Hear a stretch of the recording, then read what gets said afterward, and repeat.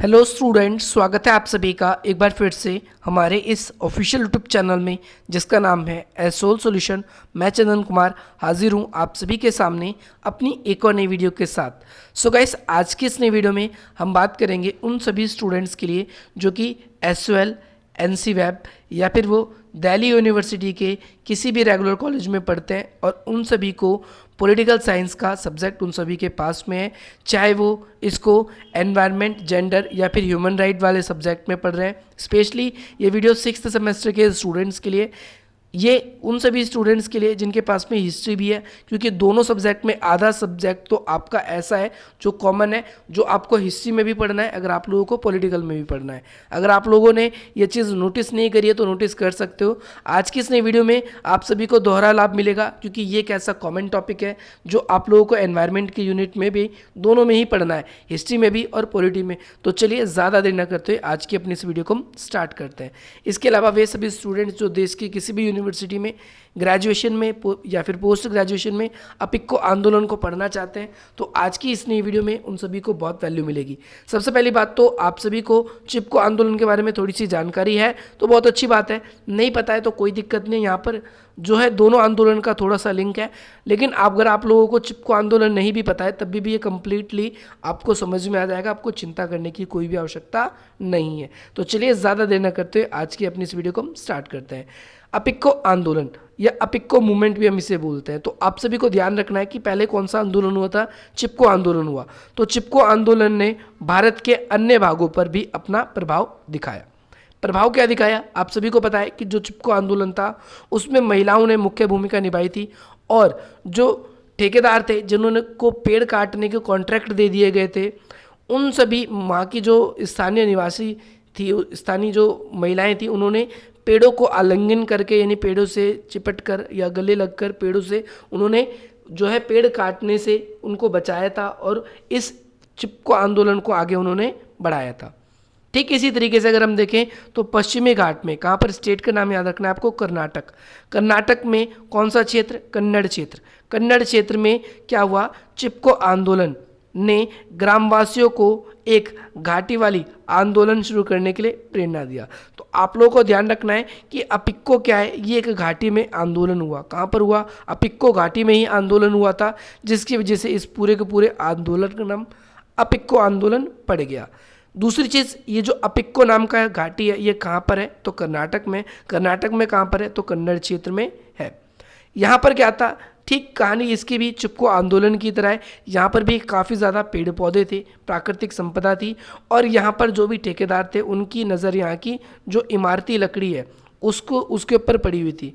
वह व्यापारिक हितों को ध्यान में रखकर जंगलों का विनाश किए जा रहे थे, और ठेकेदारों ने प्राकृतिक वनों को, कई सारे वनों को सफाया कर दिया था। या फिर हम ये कह सकते हैं कि भाई वनों को काट कर वहाँ उसके अंदर से जो भी लकड़ी या अन्य आवश्यकता का सामान उन्हें मिलता है उन्हें बेचकर ये ठेकेदार और जो व्यापारी है ये सिर्फ अपना आर्थिक लाभ कमा रहे थे। अब भाई पेड़ कटने से कुछ नकारात्मक प्रभाव होते हैं, जैसे ऑक्सीजन की कमी हो जाती है, जैसे जो आप सभी के लिए क्या कहते हैं, बारिश जो है, यानी जो वर्षा का चक्र है, क्या बोलते हैं हम, जल हिंदी में बोलते हैं वर्षण और इंग्लिश में बोलते हैं इवेपोरेशन, उसका सिस्टम बिगड़ जाता है। इसके अलावा अगर हम देखें तो वहाँ पर वनों की कटाई की वजह से जो मृदा अपरदन हो रहा था, मृदा अपरदन का मतलब क्या होता है, इसका मतलब होता है मिट्टी का कटाव, यानी पेड़ कटने की वजह से जो मृदा अपरदन हो रही थी, और इस वजह से बारहमासी जो जलीय जो स्रोत है, जो बारिश की वजह से कुछ जलीय स्रोत थे वो धीरे धीरे सूखते जा रहे थे, क्योंकि पेड़ तो काट दिए, अब वर्षा कम हो रही है, और वर्षा कम होने की वजह से क्या हो रहा है, जलीय स्रोत जैसे तालाब वगैरह है वो सब सूख रहे थे। पहले किसान उनका यूज़ कर लेते थे स्थानीय लोग अपनी अन्य प्रकार की आवश्यकताओं के लिए, पर अब वो जलीय स्रोत धीरे धीरे सूखने लगे और इसीलिए ये लोग विरोध कर रहे थे। एक चीज़ ये भी आपको याद रखनी है।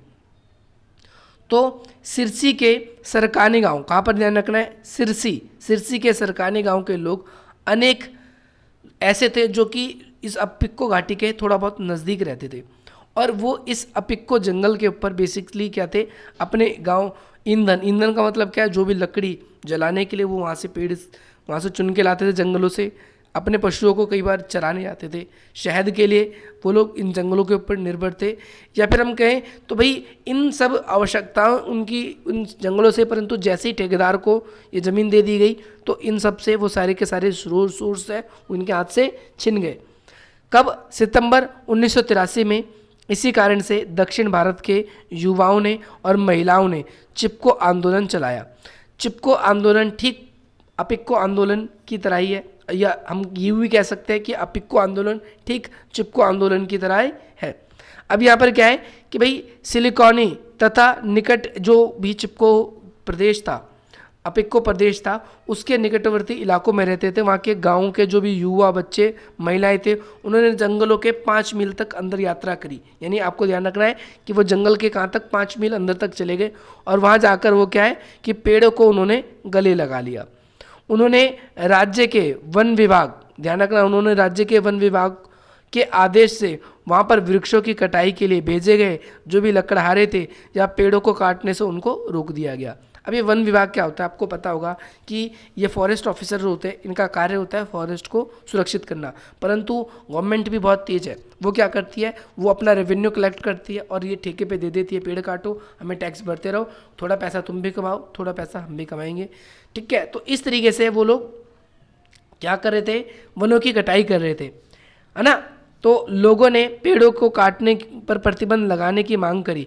इसके लिए उन्होंने अपनी जान भी देने को तैयार थे। यानी जो स्थानीय लोग थे वो पेड़ों की कटाई पे रोक चाहते थे और इसके लिए वो अपनी जान भी देने के लिए तैयार थे। अब आप बोलोगे ऐसा क्यों? ऐसा इसलिए क्योंकि उनकी ज़रूरत की जितनी चीज़ें थी, ईंधन से लेकर फल सब्जी या फिर जो भी अपने पशुओं को चराने के लिए वो वहीं लेके जाया करते थे, और कल को वो साफ़ हो जाएंगे तो उनको ये सारी चीज़ों से वो वंचित हो जाएंगे। इसीलिए यह विरोध प्रदर्शन अगर आप देखेंगे तो कब तक चला, लगभग 38 डेज तक चला, है ना, जिसने सरकार की इस कार्य पर रोक लगाने के लिए सरकार को मजबूर कर दिया, बाध्य कर दिया, हम ये भी कह सकते हैं।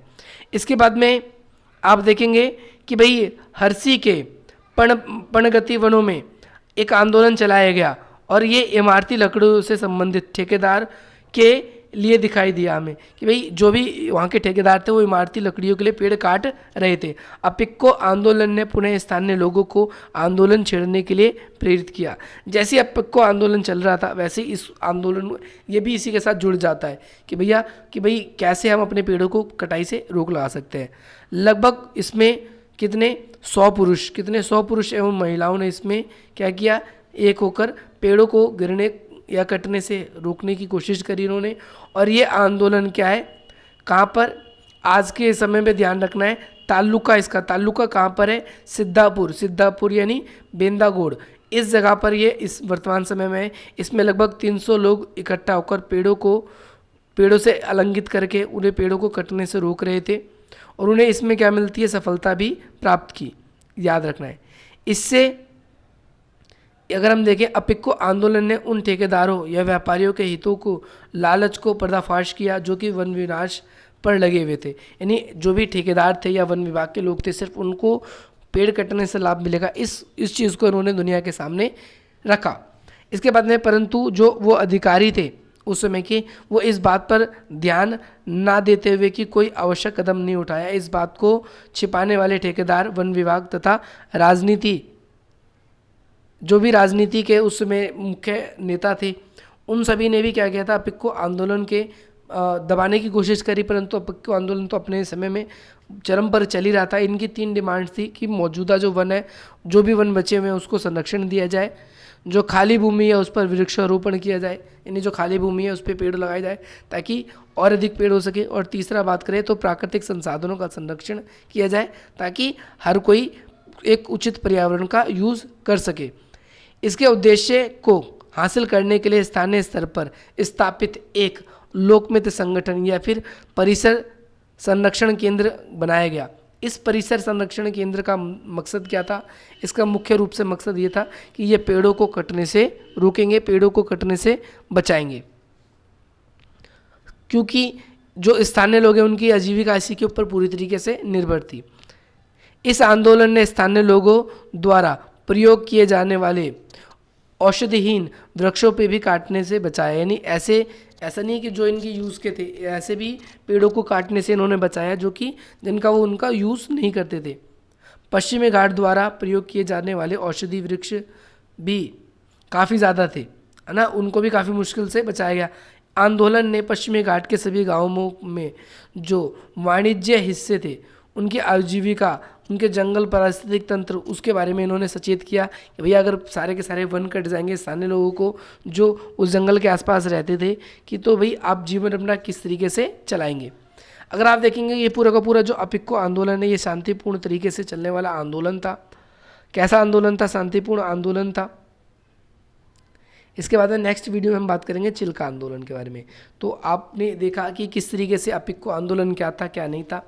इसके अलावा मैं आप सभी के लिए और भी वीडियोस समय समय पर लेकर आता रहूँगा। होपफुली आज की इस नई वीडियो से आप सभी को बहुत वैल्यू मिलेगी और इसी प्रकार की इंटरेस्टिंग वीडियोस पाने के लिए आप हमारी वीडियो को लाइक करेंगे, अधिक से अधिक में तो तक शेयर करेंगे और हमारे इस चैनल को सब्सक्राइब करेंगे ताकि अगली वीडियो जब भी आए आपको उसका नोटिफिकेशन मिल जाए। इसके अलावा डिस्क्रिप्शन बॉक्स में हमने कुछ इंपॉर्टेंट लिंक दिए गए, अगर आप लोग उस लिंक पर हमें फॉलो करते हैं या फिर हमारे साथ जुड़ते हैं तो आप सभी की स्टडी जो है वो इसी तरीके से अच्छी तरीके से कंटिन्यू जब भी होएगी या जब भी वीडियो आएगी तो उसका मतलब आप लोगों को नोटिफिकेशन मिल जाएगा। चलिए ज़्यादा देर न करते हुए आज की वीडियो को हम यही खत्म करते हैं। मिलता हम आपसे अपनी अगली वीडियो में। जय हिंद, जय भारत।